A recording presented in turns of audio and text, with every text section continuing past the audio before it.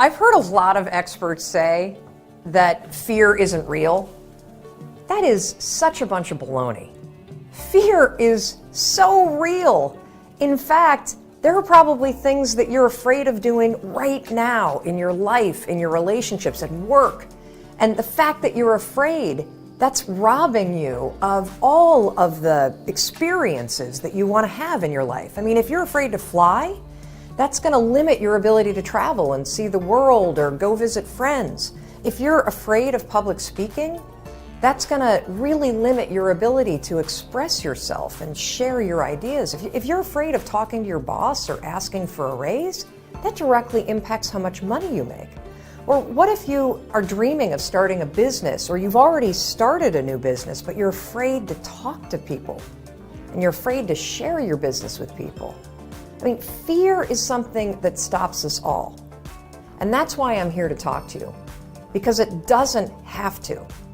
Fear is real, but I am going to share a secret weapon that I have used for years to beat every single fear that used to stop me.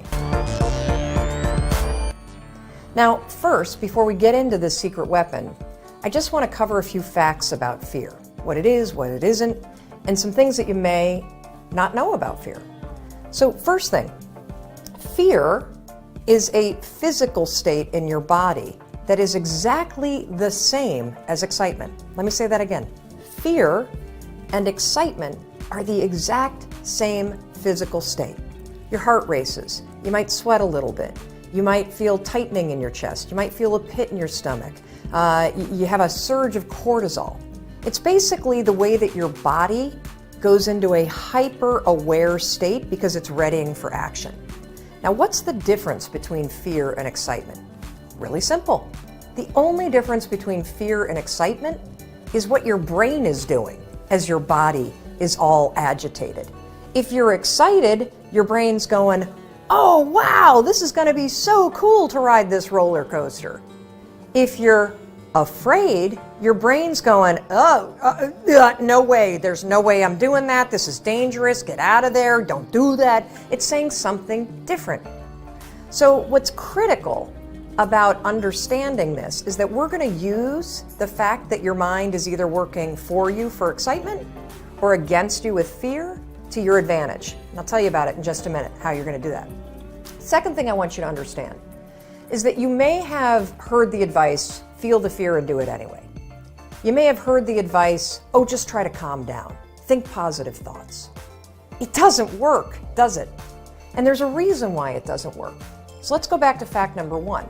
When you're afraid, your body's in a state of arousal and agitation, and your heart is racing, and you're all like amped up, and you're hyper aware of what's going on, and you're freaking out a little bit. What is it like when you're calm? You just kind of chill, right? You got like this low arousal state.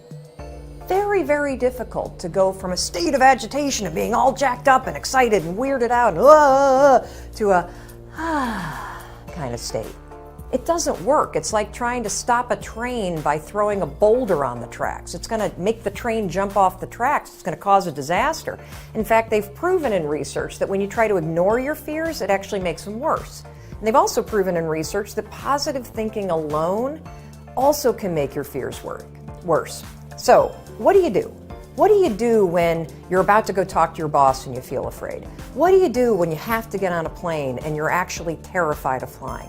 What do you do if you got to give a presentation and you are afraid of public speaking? Here's what you're going to do. You're going to use a strategy, the same one that I use, that has helped me beat every single fear and turned me into somebody that is terrific when it comes to a high-stress situation. This is how you do it. You're going to use my 5-second rule in combination with what I call an anchor thought, and that is going to reframe what your mind is doing so that your mind goes from feeling agitation and making you afraid to reframing it from agitation to excitement. It works like magic. Now, I have used this technique for years, literally for years. And one of the ways that I want to introduce you to it is I want to take you backstage. I want to take you backstage to a speech that I delivered this year, And what you're going to see is you're going to see me behind, the major set. I'm about to walk out. You can kind of hear the crowd roaring. My introductory video is playing. My body is in a state of arousal. I am literally, my heart is racing, my arms are sweating. It's like you're going to see this. I'm going to tell you about it. And you're going to watch me use this same technique I'm going to teach you to reframe my nerves into excitement. Check this out. All right, I'm about to go on stage. There are 7,000 people out there, and it's so exciting because what they don't know is they're about to learn the 5-second rule, and their lives will never be the same again. Now, I gotta tell you, my heart is racing, my armpits are sweating. I have the exact same physiological feeling as when I'm afraid, but I'm not afraid. I'm excited. Excitement and fear is the exact same thing in your body. It's just what your brain calls it. Here's a trick that's proven by science that I use every time I speak. When I start to sweat, when I start to have butterflies, when I start to have my heart race, I say, I'm excited. I'm excited to get out there. I'm excited to talk to these people. I'm excited to share the 5-second rule. And what that does is it sends a message to my brain that tells my brain why my body's all agitated and excited. And that way, I don't feel afraid. Remember, excitement and fear, exact same thing in your body. The only difference is what your brain calls it. Go get them. Now, I want to give you one more example, just to make sure that you really get how you can use this. So a lot of you have written to me about your fear of flying, and I can really relate to that fear because I used to have the exact same fear. But I use this same strategy to conquer it. Here's how you're going to do it. So first things first, if you've got to do something that really makes you nervous or that you're afraid to do, before you're about to do it, come up with an anchor thought. What's an anchor thought? Well, an anchor thought is something that's going to anchor you so that you don't escalate any situation into a full-blown panic attack or into a situation where you screw things up. It's a way for you to anchor yourself so you maintain control over what you're thinking and how you behave. So here's an example with flying. It's important when you're creating an anchor thought to pick something that is in the proper context of what you're afraid to do. So for flying, pick an anchor thought that has to do with the trip that you're taking.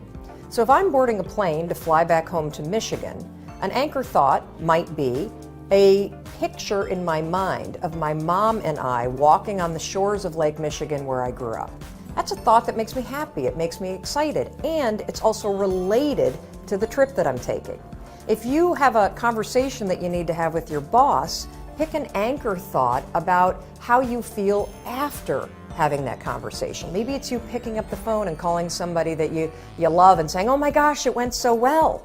Or, you walking out of the meeting and feeling like, yeah, I survived that conversation. I feel pretty good about myself. So now that you have your anchor thought, you're ready to beat the fear. How you're going to do it is this. So let's go back to the example of the plane. I'm on the plane, I'm flying to Michigan. We hit turbulence.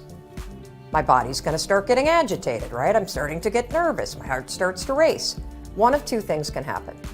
I can't control how my body might feel, but I can always control what I'm thinking about, and I can always control how I act, and so can you.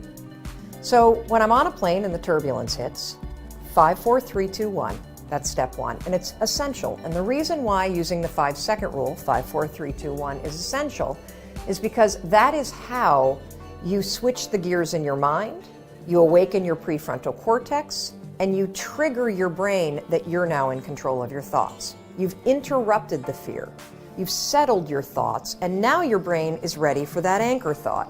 So then what I do after I go 5, 4, 3, 2, 1 is I insert the anchor thought that I've already come up with before the flight. I start thinking about walking on the beach and being with my mom and my dad. And I start telling myself, I'm so excited to walk on the shores of Lake Michigan. I'm so excited to see my parents. Now something remarkable is going to happen in your brain. Because you've interrupted the fear, and because you've used the 5-second rule to assert control and awaken your prefrontal cortex, and because you have an image that contextually makes sense to your brain because you're flying to Michigan, you know what your brain does? Your brain goes, huh, Mel's excited to go to Michigan because my body is in a state, remember the first fact? Fear and excitement, exact same thing. What's the difference between fear and excitement? What your brain is saying. Using the 5-second rule and an anchor thought, you can actually switch the gears in your mind and reframe the thoughts of fear into thoughts of excitement. And because you have a vision that makes sense based on what you're doing, your brain buys it. You just tricked your brain. Now, Dana used this technique. She says she's never been so calm when she's been flying. And Sarah used it too. Now, Sarah wrote to us, she was petrified of flying, but utilizing the 5-second rule and 5, 4, 3, 2, 1 with an anchor thought, check out this photo of her on a helicopter tour in Hawaii. Not only was the tour amazing, but here's what's really amazing. If fear stops you, this will change your life. And for those of you that are afraid of public speaking, check out this photo of Carol. She also had a fear of public speaking. And by using this technique that I've just explained to you, 5-second rule, anchor thought, reframe your thoughts from fear to excitement, something incredible happened. She was able to beat her fear and give a speech to her nursing colleagues. And that was something that was a life goal and also something she checked off her bucket list. Fear is real.